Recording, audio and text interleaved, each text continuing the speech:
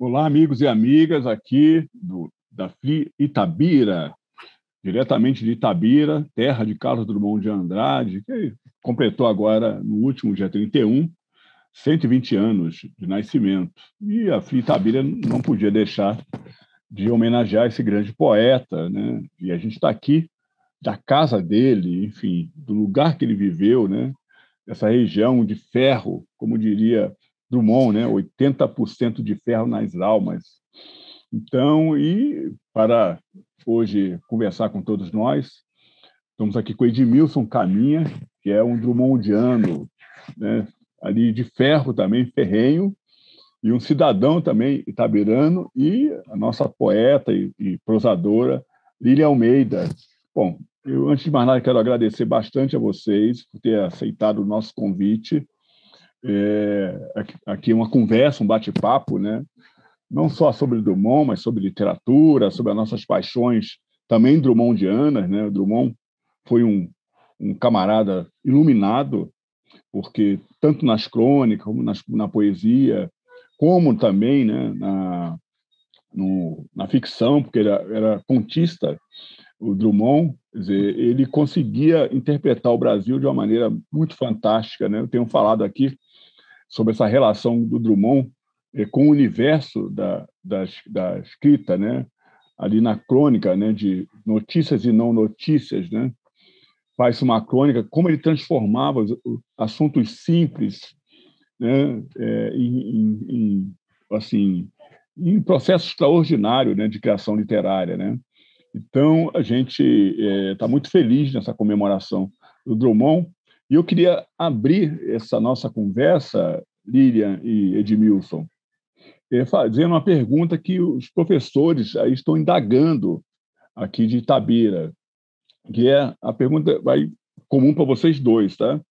Ela diz o seguinte, quer dizer, se vocês, o que vocês diriam para um professor ou uma professora hoje que começa a trabalhar a obra do Drummond em sua sala de aula? E o que vocês, e qual a importância que vocês acham que a poesia tem para a educação brasileira? Vocês poderiam responder, por favor? E eu aqui pela ordem, né? Vamos começar aqui com a nossa querida poeta Lília Almeida, por gentileza, Lília. Oi, Tom. Dizer que é uma alegria, uma honra enorme estar aqui nessa mesa, conversando com você e com o Edmilson, nesta grande homenagem a esse poeta imenso que é o Carlos Drummond de Andrade. Bom, eu penso que começar a trabalhar com Drummond, se a gente pensa no contexto de Brasil, que a gente está vivendo hoje especificamente, né, começar agora, a levar Carlos Drummond de Andrade para a sala de aula, a gente tem um imenso arsenal poético para a gente abordar vários temas que são caros ao Brasil hoje, né? E aí eu fico pensando, por exemplo, o início, né, das primeiras obras do Drummond, que está mais presente, discussões sobre as questões sociais, mas não só, são excelentes poemas para a gente fazer não só esse contato com o texto literário, né? A gente sensibilizar esse aluno para o poético, para a poesia, que está ali presente, mas também da gente refletir, da gente pensar esse texto poético, né, como a nossa ferramenta de transformação, né? Não porque o poético em si vai transformar a vida das pessoas, vai baixar o preço do feijão, o preço do arroz, do gás, mas ela vai sensibilizar e tocar as pessoas, porque as pessoas é que fazem essa transformação e promovem essa, digamos assim, efetivação da mudança no cotidiano. Então, eu gosto muito de pensar nesse lugar que a literatura tem enquanto arte, de tocar o humano em nós, né? De nos convidar a nos sensibilizar, a olhar, por exemplo, para o poema A Morte do Leiteiro, e a gente ficar tocado com o grau de violência que há, que continua sendo atual, né? Com esse sujeito, esse homem que está ali trabalhando, fazendo o seu serviço, prestando o seu serviço, e o medo que volta e meia aparece em alguns poemas de Drummond, que nos assola e que é tão atual, tão do nosso cotidiano hoje, né? E que faz a gente, às vezes, cometer absurdos, como acontece lá com A Morte do Leiteiro. Então, eu penso que levar a literatura para a sala de aula, a gente sensibilizar o aluno a partir do texto poético, é um grande ganho que a gente tem enquanto humanidade, né? Porque, às vezes, a gente vai se desumanizando no caminho, a gente vai perdendo a capacidade de se indignar, a gente vai perdendo a capacidade de ser empático com o outro. Então, eu acho que a literatura, que a poesia de Drummond nos convida muito para esse lugar. E se a gente para pensar o quanto ela é atual nos dias de hoje, eu andei revisitando alguns poemas, né? E a solidão, né? O caos da cidade, as questões sociais que continuam sendo muito pertinentes, muito vívidas nesse Brasil de 2022. Então, eu acho que é por aí. Não sei se eu me perdi um pouco na pergunta, mas acho que isso pode ser um começo possível para essa nossa prosa e para essa pergunta. O Drummond era um homem que calado, né? E ele andava.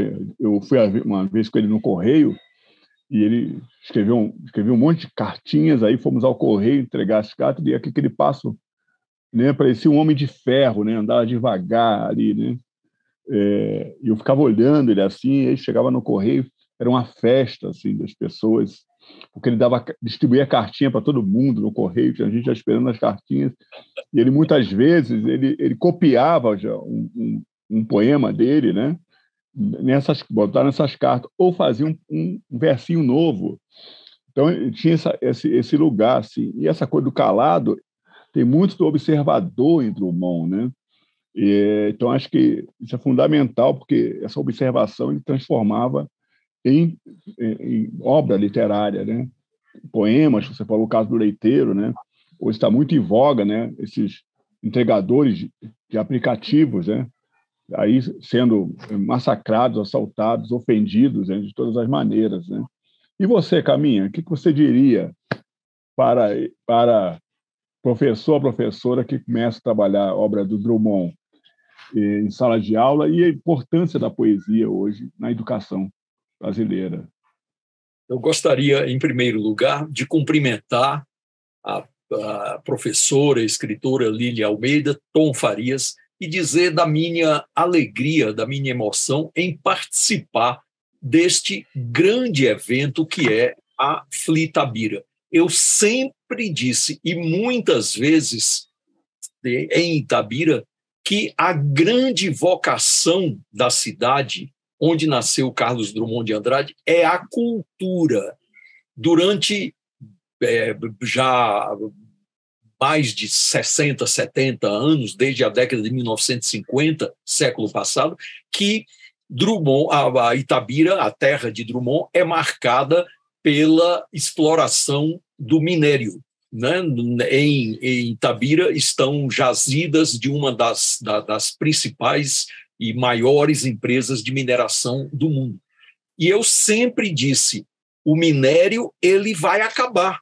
Em um determinado momento não haverá mais o que extrair em Itabira, mas a cultura continuará. O fato de Itabira ser o berço de uma das vozes mais expressivas da poesia mundial no século XX. Eu não estou falando só de poesia brasileira, não. É de poesia mundial. Drummond está entre as grandes vozes da poesia mundial no século XX. Isso faz de Itabira uma cidade destinada à cultura.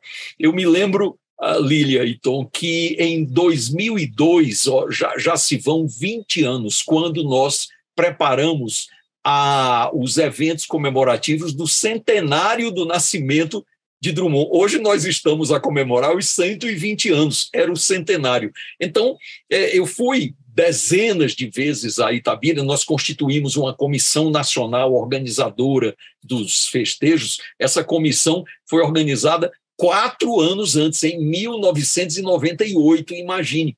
Nós tivemos 4 anos e ainda assim houve coisas que ficaram por fazer. Ainda assim, 4 anos. Isso é uma coisa rara no Brasil, o país em que tudo se faz em cima da hora, tudo se improvisa. Então, ainda assim, houve coisas por fazer, mas ficou muito bom. E eu me lembro que nós promovemos, a Fundação Cultural Carlos Drummond de Andrade promoveu um concurso de redação entre estudantes ali dos primeiros anos escolares. E houve uma redação que me tocou profundamente, uma criancinha dizendo o seguinte, que tinha orgulho de ser itabirana, porque Itabira é a única cidade do mundo onde nasceu Carlos Drummond de Andrade. Eu achei maravilhoso isso. Eu digo, olha, como essa criança percebe a importância de Itabira ser o berço de Drummond. Eu disse, concordo plenamente com ela, Itabira é a única cidade do mundo onde nasceu o Drummond. Então, Itabira é uma cidade envolta em poesia, mergulhada em poesia, não há como negar isso. Então, a FLItabira realiza essa vocação itabirana. Nesta conversa, de que eu tenho a honra de participar com Lilian e Tom, eu me sinto como sentado à mesa de Drummond, à mesa daquele poema magnífico em que Drummond imagina toda a família reunida em torno à mesa, a maioria deles já mortos a partir do pai, né, o senhor Carlos de Paula Andrade, e lá já está a terceira geração, que é a menina Maria Julieta, a filha de Drummond. Então, eu me sinto agora, Lília e Tom, sentado com vocês a esta mesa que mereceu uma belíssima homenagem de uma grande artista plástica brasileira, mineira, chamada Yara Tupinambá, que fez uns belíssimos painéis sobre a mesa. Cada vez que eu contemplo aqueles painéis na casa de Drummond em Itabira, eu me comovo pela grandeza daquilo. Então, nós estamos vivendo um momento de beleza, um momento de poesia, e isso é que salvará o mundo. Né? Quando eu começo a me desencantar com os homens, com as coisas, eu, ao mesmo tempo, me ergo, porque eu digo, puxa, a poesia existe, ela é que é importante.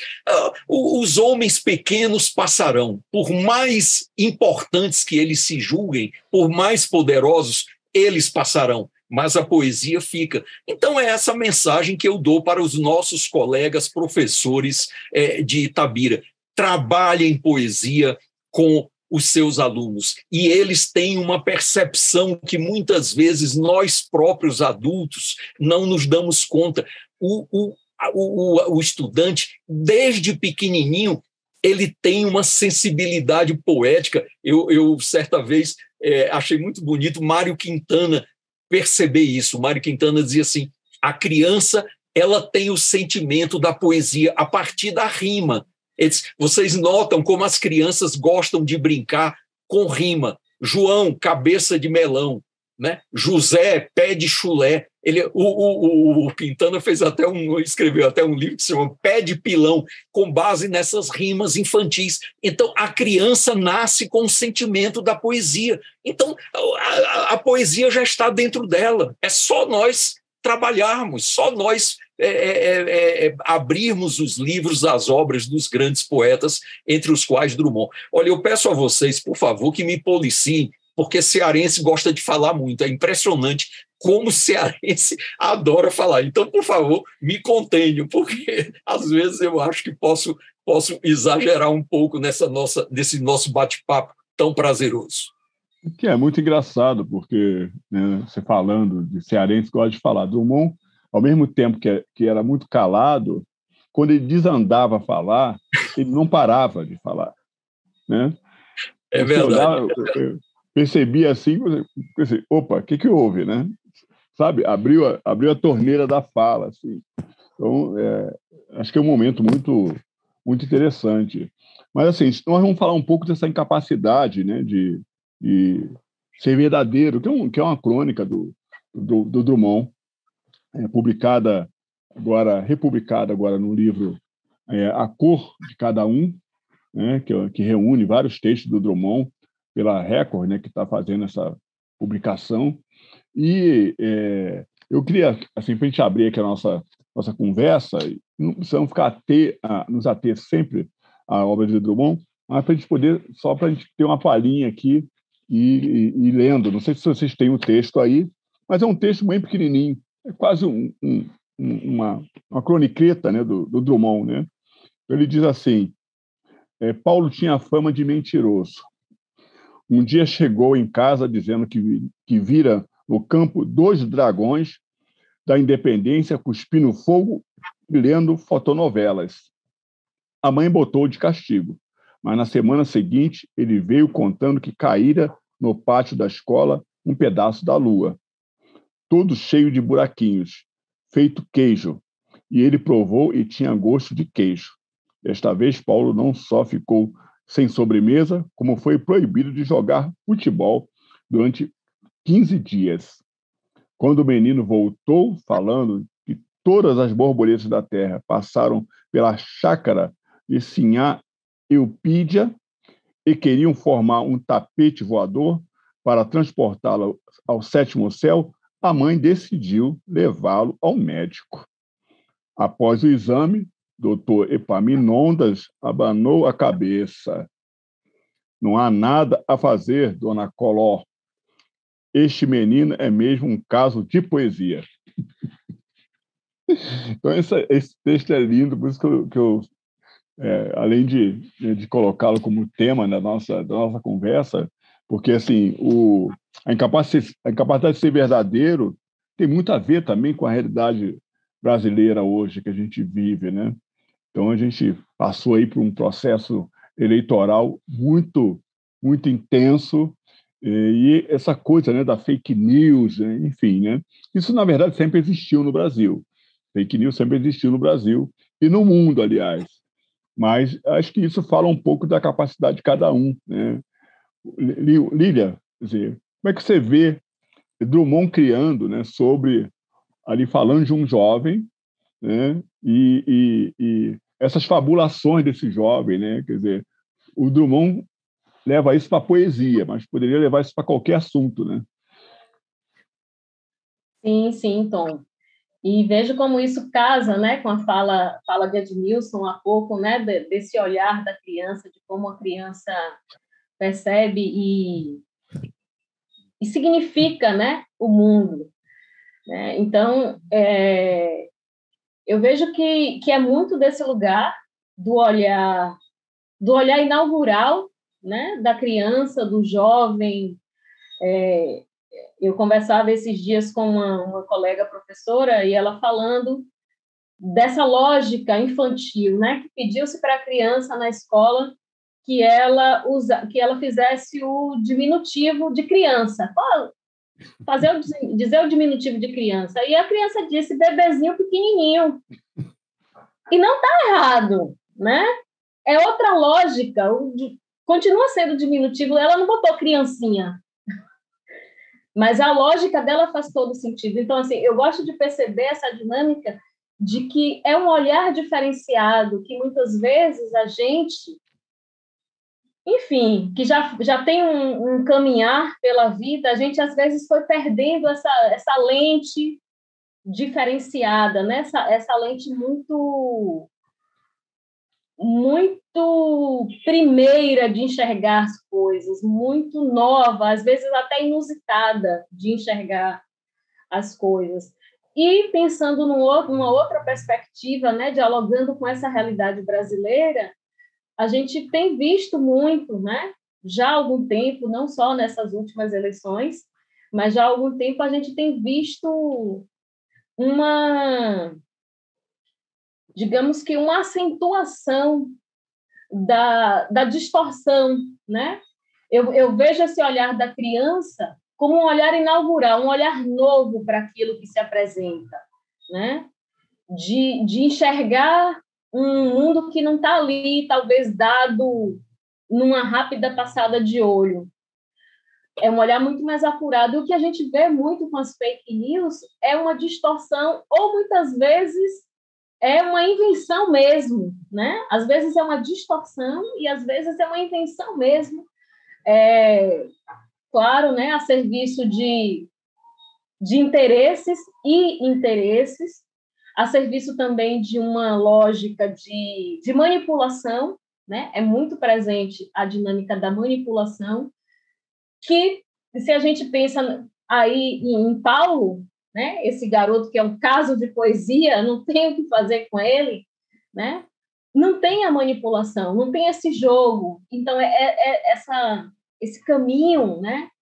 É o caminho adulto do jogo de interesses, da manipulação, da conveniência, e muitas vezes de manter uma lógica social ou uma estrutura social que não comporte mudanças, que não comporte alterações, né? E a gente tem um país que tem muitas dificuldades com relação às questões sociais, à igualdade social, à justiça social. Então, a minha leitura, assim, muito breve sobre as fake news nos dias de hoje, né, é essa...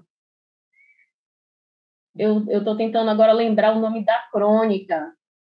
A incapacidade de ser verdadeiro. De ser verdadeiro. Isso, né? Então, aí, na crônica, é esse lugar do poético, né? E desse jogo, né? Ficção e realidade, que a literatura, enfim, faz muito bem, essa incapacidade de ser verdadeiro da literatura, né? Ou esse desejo de não ser verdadeiro que a literatura carrega consigo.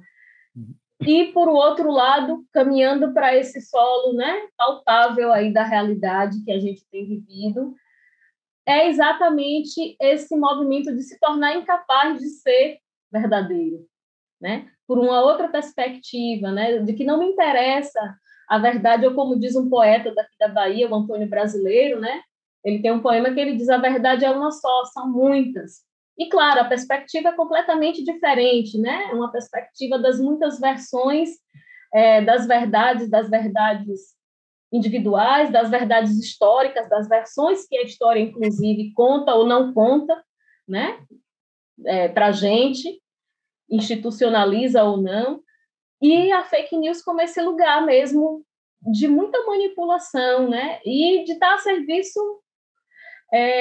de manutenções, né? De não desestabilizar os lugares firmados, demarcados, de não infiltrar essa condição que está aí, que promove acessibilidade, lugares e justiça social, ou melhor, não promove, né? E que se mantém nessa dinâmica de não promover. Então, a gente vê muito, para mim é muito esse lugar da manipulação, Entendi. Lilian e Tom, esse texto do Drummond, tão oportunamente escolhido para, digamos, nomear a nossa conversa, me fez lembrar uma frase do Carlos Drummond de Andrade, muito a propósito. Certa vez o Drummond disse: poesia... Não, eu anotei. O outro nome de poesia é ilusão. O outro nome de poesia é ilusão. Eu ia te perguntar até, Caminha, um pouco sobre isso. Você já deu a deixa, né? Mas, assim, eu diria que Drummond e os poetas não tem jeito, é isso? Eu acho, Tom, sempre fui, eu não sou poeta, mas sempre compensei essa frustração lendo muito poesia. E sempre achei que poesia é algo mágico. Poesia parece que me envolve assim numa cachoeira de luz. É algo que me transporta, parece que para as galáxias. E essa é a grande característica da poesia. Há um poeta cearense, meu conterrâneo, lamentavelmente muito pouco conhecido no Brasil, chamado Francisco Carvalho. Francisco Carvalho, ele ganhou, Tom, não sei se você se lembra, da Bienal Nestlé de Literatura. Em 1982, ele ganhou o prêmio de poesia da Bienal Nestlé de Literatura com um livro chamado Quadrante Solar. Portanto, faz 40 anos que o Francisco Carvalho foi nacionalmente reconhecido como um grande poeta. E o Francisco Carvalho tem uma frase muito bonita. Ele diz: poesia é uma forma de ver as coisas como as coisas não são. E é exatamente isso. Porque ver as coisas como as coisas são, isso é relatório, isso é certidão de óbito, isso é relatório de perito criminal. Literatura é outra coisa. Literatura é evasão, né? É você dar plenas asas à sua imaginação, né? Então, aí é que está a grandeza da poesia. O nosso Ferreira Goulart, e eu acho importante que nessa conversa nós lembremos tantos grandes nomes da literatura brasileira. Ferreira Goulart disse aquela frase tão repetida, ele disse: a arte existe porque a vida só não basta. E é uma grande verdade. O homem, ele tem necessidade da arte, ele tem necessidade da imaginação, ele tem necessidade, poderíamos até dizer, da mentira, né? Da fuga da realidade, da fuga do rés do chão, né? É isso que faz a grandeza da literatura. Então, quando o Drummond escreve esse belíssimo texto, é prosa, mas ao mesmo tempo é poesia pura, né? Quando ele faz isso, ele, puxa vida, o Drummond, ele realmente sabia das coisas. Há uma história muito interessante, eu não tenho certeza exatamente se é com o Paulo Leminski, o grande Paulo Leminski, que tão cedo se foi. Tenho a impressão de que foi com ele. Dizem que ele, menino, na escola, a professora de história estava questionando aquela célebre dúvida quanto ao chamado descobrimento do Brasil, se foi intencional ou foi casual. E aí perguntou, creio que ao Paulo Leminski, a criança, se você acha que a descoberta do Brasil foi intencional ou casual? E ele disse: foi casual. E ela disse: por quê? Esse porque é mais bonito. Aí ela disse: esse menino vai ser escritor. E é exatamente isso. Não, é essa grandeza da literatura, né? de nos apresentar novos mundos. Eu sempre imagino, a Lília e Tom, como nasceu a literatura. Eu fico imaginando, por exemplo, na época do Homem das Cavernas, em uma noite de lua, eles ali fora, e suponhamos que um dissesse assim: ontem eu matei um javali. Puxa, isso é prosaico, isso é comum. E eu fico imaginando que um disse assim: ontem eu, quando estava na mata caçando, eu encontrei um javali. As pessoas olharam e disseram: mais um javali com 2 cabeças e 8 patas. Aí nasceu a literatura, porque é o diferente, né? E as pessoas se encantam com isso. Eu tenho certeza que ninguém se interessou pelo javali que aquele cara havia matado. Agora, pelo javali de 2 cabeças e 8 patas, todo mundo quis saber como era. Então, literatura é encanto, literatura é magia. E é isso, Línia, que eu acho que nós, professores, temos de incutir nos alunos. Nós não temos o direito de transformar poesia, literatura em uma coisa chata. Não temos. Isso é um crime, né? Nós temos de conquistar os alunos para esse mundo mágico, né? da incapacidade de ser verdadeiro, ou seja, de você criar, imaginar, viajar, né? Dar asas à imaginação. Isso é que sempre me encantou ao longo de toda a vida. É igual a história de que, né? O que dá notícia, né? O cachorro que morde o homem ou o homem que morde o cachorro, né? Então, eu acho que passa um pouco por aí. Eu vou jogar essa provocação no colo da Lília Almeida aqui. Lília, quer dizer que o Drummond era um grande fingidor, era isso? Eu acho que sim, né? E aí, quando você traz o fingidor, a gente não tem como não lembrar de Fernando Pessoa, né? Com seu autopsicografia. Eu creio que sim, e eu acho que isso está muito posto nesse lugar, nos textos poéticos, né? Especialmente nos poemas, nos metapoemas, né? Nessa poesia que reflete sobre o próprio fazer poético, sobre a própria poesia, né?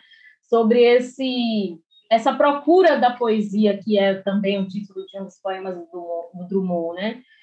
Eu acho que sim, que é esse sujeito como você disse, né? Muito atento ao mundo, muito observador do mundo, e que transfigura esse mundo com a palavra poética, né?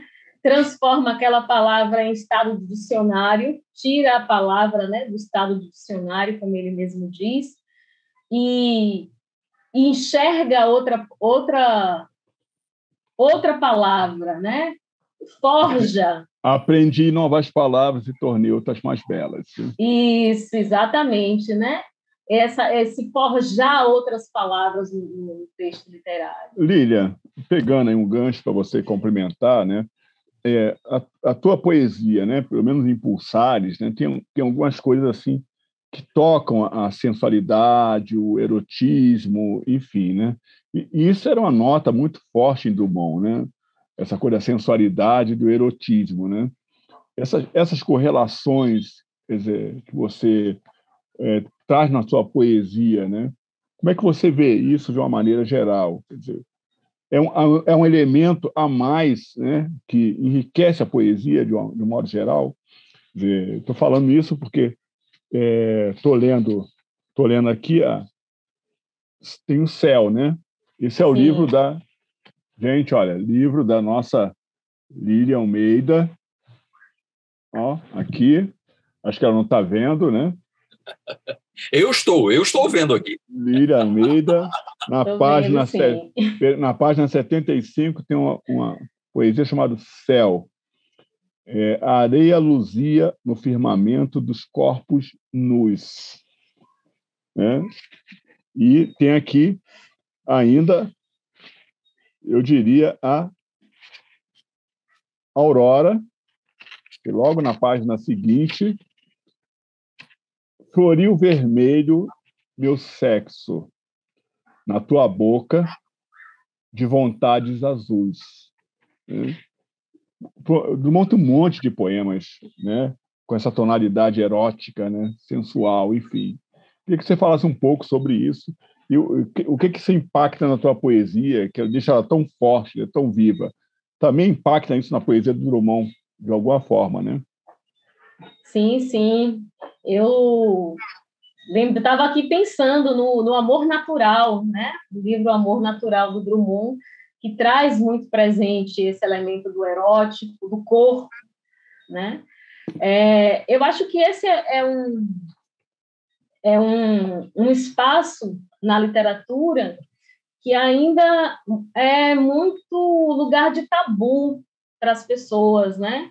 Eu acho que, inclusive fora da literatura, o corpo, a vivência do corpo, né? A própria sexualidade, o erotismo, olhar para o corpo como um objeto erótico, né? Não queria muito usar o termo objeto, não, mas está me faltando uma palavra melhor, mais adequada. Ainda é muito tabu para nós, humanos, para a nossa sociedade, né? Para a nossa realidade aqui. Então, ter isso na poesia, eu acho que é muito importante, é uma quebra também de tabu. Inclusive, às vezes eu levo Drummond para a sala de aula nas disciplinas que eu dou, e os alunos desconhecem esse Drummond erótico, né? Desconhecem o amor natural. Então, fica aquele poeta, o poeta funcionário público, né? Aquele homem que vai discutir outros assuntos, mas que não passa por esse universo do corpo, do erotismo, da pulsão erótica, da pulsão de desejo, desse corpo que preenche de significados, de significações. Então, eu gosto muito disso, e no meu caso, enquanto poeta, eu acho que é uma outra transgressão também, porque eu falo de um lugar que é muito desautorizado se falar do erótico, né? Eu sou uma mulher. Então, esse campo da sexualidade, do corpo, da vivência do corpo, de levar esse corpo para a literatura, ele é muito mais aceito por uma autoria masculina. Quando essa autoria é feminina, entram vários preconceitos, vários tabus, vários estereótipos. Então, é esse lugar também de ruptura, né? De ser uma mulher negra falando do corpo, falando de um corpo que pulsa, né? Que pulsa erotismo, que pulsa o próprio corpo. Eu acho que vai por aí. E o erotismo é algo fantástico, né? É de você dizer do corpo com uma beleza, com uma poética, sugerindo, insinuando, né? Deixando uma porta bem aberta, bem larga, para o leitor fazer as suas conjecturas do que se passa ali. Né? Às vezes está mais dado e muitas vezes não está. Muitas vezes é matéria mesmo para esse sujeito, esse outro que também completa a poesia, que completa o texto literário. O texto literário se faz quando o leitor lê. Né? Antes disso, ele está ali dormindo. É por aí. Né? Eu queria fazer aqui, provocar o nosso público que está aqui nos assistindo para que leiam Fraga e Sombra, né, de Drummond, esse poema, esse é um soneto lindo. E eu queria, antes de passar a palavra aqui para o Caminha, né, para o Edmilson Caminha, ler um texto aqui do Drummond, que é Memória, né, que ele diz assim: amar o perdido deixa confundido este coração. Nada pode ouvido, quanto sem sentido, apelo do não. As coisas tangíveis tornam-se insensíveis à palma da mão, mas as coisas findas, muito mais que lindas, essas ficarão. Isso é fantástico demais, né? É fantástico. Tom, eu acho muito bom que você tenha nos trazido os pulsares de Lilian Almeida, porque o título já diz muito, né? Sexo, erotismo é vida, pulsa, né? Não é nada morto, né? Não por acaso, Drummond intitulou o seu livro de poemas eróticos, a edição é post-mortem, por determinação dele, né, que aqueles poemas só fossem publicados em livro após a morte. Mas ele deixou tudo prontinho. Drummond, nós o sabemos, era organizadíssimo. Né? Meticuloso demais. Não, demais. Era uma coisa, Tom, quase obsessiva. Eu costumo dizer o seguinte: o Drummond, ele é o sonho de todo pesquisador, porque está tudo preparado, está tudo organizado, tudo datado, é uma coisa maravilhosa. Ele fez a biografia no meio do caminho, né? No meio do caminho, exatamente. E na pasta em que o Drummond deixou os seus poemas eróticos, já preparados para publicação, não por acaso o título dado por ele foi O Amor Natural.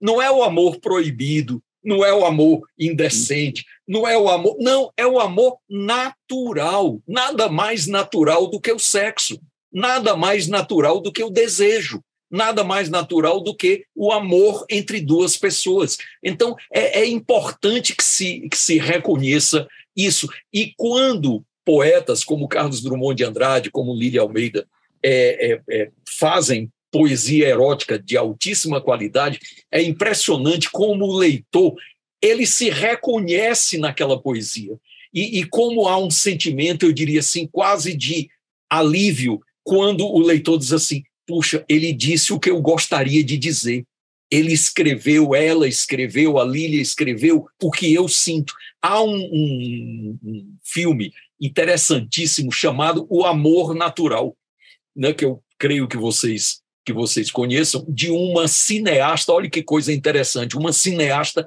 peruano-holandesa, não é brasileira, chamada Ed Onigman. Então, a ideia dela é muito simples, é um filme de baixíssimo custo de produção, porque o que é que ela fez? Ela pegou, no Rio de Janeiro, um exemplar do Amor Natural do Drummond, com um câmera ao lado dela, o cara com a câmera aqui no ombro, e chegava para as pessoas e a proposta dela era a seguinte: você pode escolher um poema deste livro e ler para a gente. E estas pessoas a quem ela propunha isso não eram jovens. A proposta dela era muito interessante, porque para o jovem o sexo é uma coisa mais natural do que para alguém de uma geração reprimida, uma geração em que os desejos eram recalcados. Então, ela sempre pedia isso a homens e mulheres já na faixa dos 60, 70 anos, e há momentos maravilhosos no filme. Um deles é muito interessante, porque há duas senhoras na praia, talvez Ipanema, Copacabana, aquelas cadeirinhas que se montam ali na praia, duas senhoras tomando sol, e ela chega e diz: uma de vocês poderia escolher um poema do livro do Drummond para ler? E uma das senhoras escolhe aquele poema, eu não saberia dizer de cor, é um poema pequenininho em que o poeta diz que, na urgência do amor, eles fazem o sexo no chão e dizem: e para descansar, nós vamos para a cama. E aí essa senhora lê o poema, aí se vira para a amiga e diz assim: você sabe que isso aconteceu comigo? Aí a outra diz assim: você? Tão santinha? Não acredito. Ela disse: foi. Você acredita que o melhor amor que eu fiz na minha vida foi na cozinha? Aí a outra olha para ela assim: foi sobre a mesa foi uma coisa maravilhosa na minha vida, eu nunca vou... Olha que coisa linda, ela naquele momento dizer: Drummond disse o que eu quero dizer, não há nada de errado, não há nada de proibido, não há nada de censurável nisso. Então, a poesia, eu costumo dizer o seguinte: a poesia, a literatura erótica, não só a poesia, a prosa erótica também, é um rio que vem da Roma antiga, é um rio que desce da Grécia, né? Isso não é novo. O homem sempre sentiu o pulsar, usando o título do livro de Lilian, o pulsar do sexo, do desejo. Isso é vida. E ninguém mais do que esses poetas, essas poetas, para traduzir esse sentimento humano. Muito bom, Tom, você ter trazido à nossa conversa esse tema. Eu li o livro e gostei muito do livro. Alguns que são pequenas pérolas, né, que ela coloca, mas que tem uma força muito grande. Eu espero que as pessoas procurem o livro da Lília Almeida e Pulsares, viu? E estava comentando aqui, né, você estava falando, estava lembrando aqui, né, dessas coisas que o Drummond deixou para depois que ele morresse, né? E aí Machado diz assim, né? Quer dizer, o homem está morto, pode falar dele à vontade, né? Enfim, então, agora... Interessante, Tom, que você se lembra o Drummond, quando eu o entrevistei, né, à época em que Drummond era muito resistente a entrevistas, eu consegui de Drummond uma longa e belíssima entrevista para uma série que eu publicava no jornal Diário do Nordeste de Fortaleza. E toquei no assunto da poesia erótica dele, porque o Drummond ele fez uma coisa interessante. Ele publicou alguns desses poemas em revistas. Você se lembra, havia uma revista voltada assim para o público masculino que se chamava Status. Era uma espécie assim de concorrente da Playboy. E o Drummond publicou alguns poemas eróticos nessa revista. E quando eu toquei no assunto, ele disse: olha, você sabe por que eu publiquei?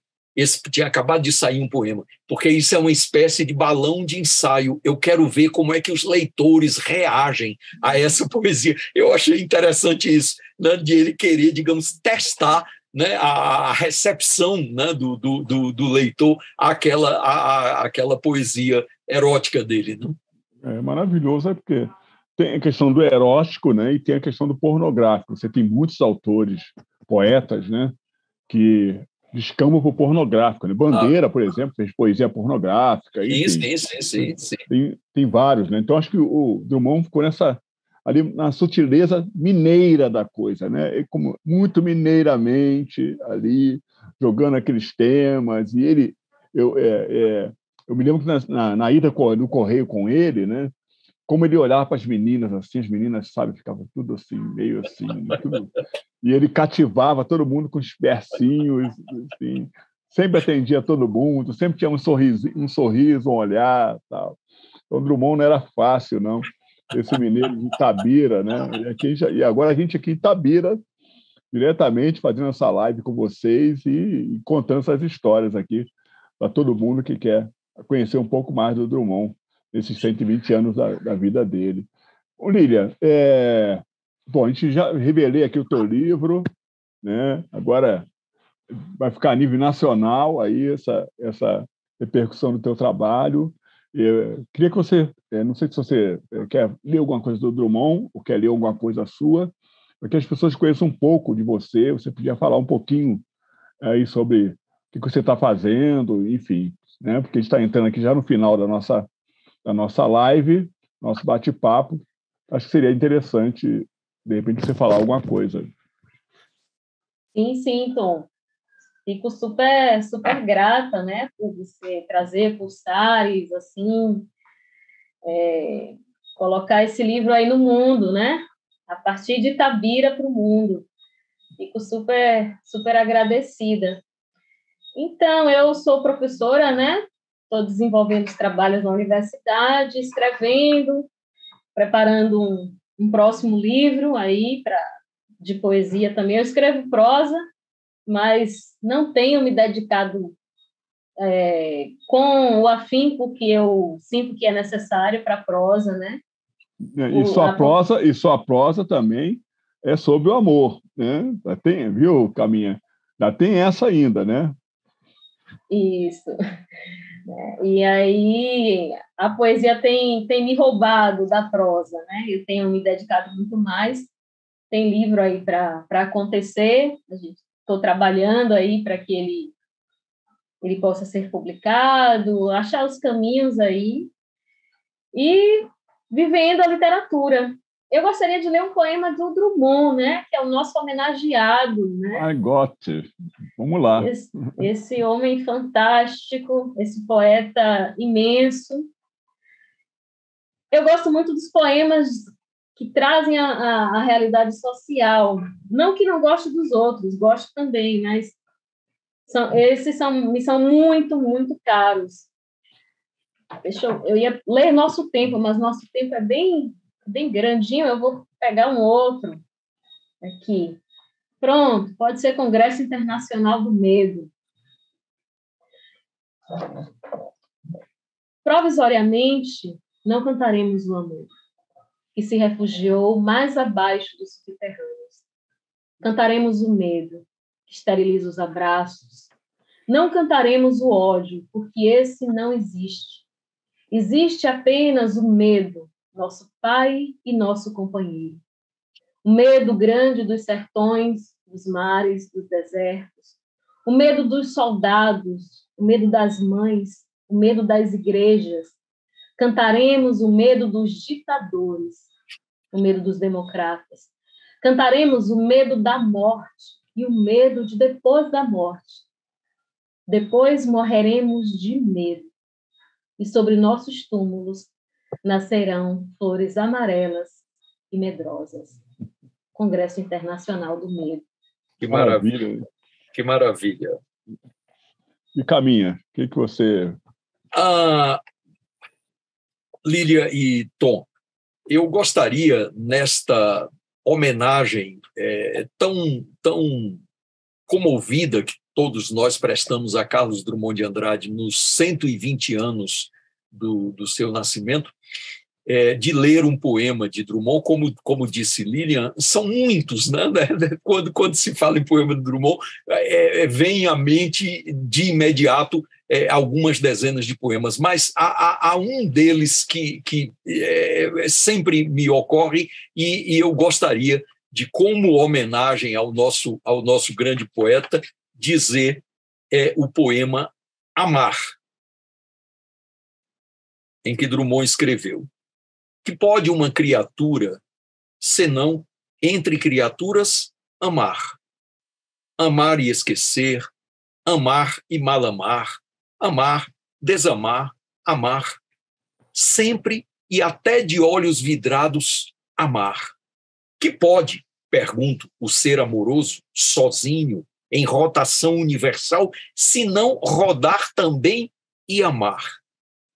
Amar o que o mar traz à praia, o que ele sepulta, e o que, na brisa marinha, é sal ou precisão de amor ou simples ânsia.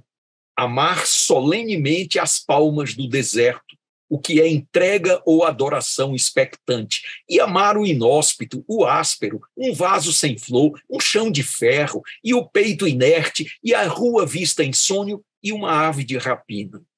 Este o nosso destino, amor sem conta, distribuído pelas coisas pérfidas ou nulas, doação ilimitada a uma completa ingratidão, e na concha vazia do amor, a procura medrosa, paciente, de mais e mais amor. Amar a nossa falta mesma de amor, e na secura nossa, amar a água implícita e o beijo tácito e a sede infinita. Isso não é pouco, viu? Olha, eu me sinto orgulhoso de ter na literatura do meu país um nome com a grandeza de Carlos Drummond de Andrade. Então, sou muito grato a você, Lília, a Tom, ao nosso querido Afonso Borges, pela Flitabira, que nos permite viver a emoção de fazer justiça a um homem que engrandeceu não, perdoe-me, o tempo está errado, a um homem que engrandece o Brasil e honra o povo brasileiro, Carlos Drummond de Andrade. Maravilha, maravilha. Bom, infelizmente, né, já estamos aqui no final e eu estou muito honrado, né, com essa mesa, com esse bate-papo. Você, Lilian, eu acho que casou muito, né? Embora vocês não se conheçam em si, né? Nunca tiveram contato, mas tem coisas que é do espírito da poesia, né? É da coisa do Drummond, né? E eu, quando conheci o Drummond, eu fiquei estatelado, né? Porque eu não sabia se eu ia falar com ele ou se eu não ia falar com ele. E aí, daqui a pouco, ele olhou para mim assim e, tipo assim, né? O que você quer comigo? Quer falar alguma coisa? Tal. E aí eu fui lá cumprimentá-lo, sem querer interromper o que ele estava fazendo. Ele estava lendo um livro. E aí eu falei, não, que eu sou muito admirador do senhor, conheço muito os seus poemas, enfim. E aí ele pegou um papelzinho, escreveu o telefone dele, e aí disse, me liga. E eu peguei aquele papel meio sem acreditar que aquele cara, grandioso para mim, demais, era tão simples e tão gentil. Com um jovem, né? Era muito jovem, enfim. E, então, são essas coisas assim que tocam a gente. Eu acho que você aqui, a Lília, cada um no seu universo criativo, no seu universo da paixão, no seu universo do amor à poesia, à literatura. Nós conseguimos fazer aqui uma conexão muito bonita e eu estou muito agradecido, muito honrado de estar aqui com vocês e agradeço imensamente pelo papo de hoje.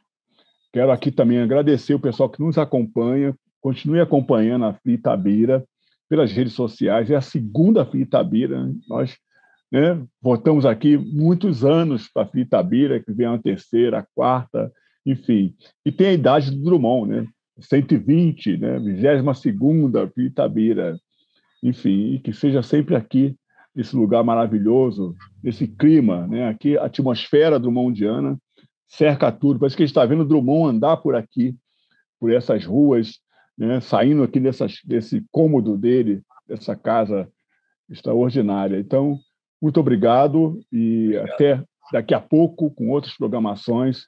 Venham para cá, aqui tem muita coisa acontecendo, tem livros, tem música, enfim, tem muita coisa acontecendo aqui em Itabira. Então, amigos, Lília Almeida, gratidão imensa. Edmilson Caminha, um beijo grande para vocês dois. Muito obrigado. Obrigado, Lília. Obrigado, Tom. e me sinto feliz por ter me sentado com convivas, com comensais tão ilustres à mesa de Carlos Drummond de Andrade. Muito obrigada, Edmilson, muito obrigada, Tom, a todo mundo que nos acompanha. Aproveitem a Flitabira. Vamos juntos.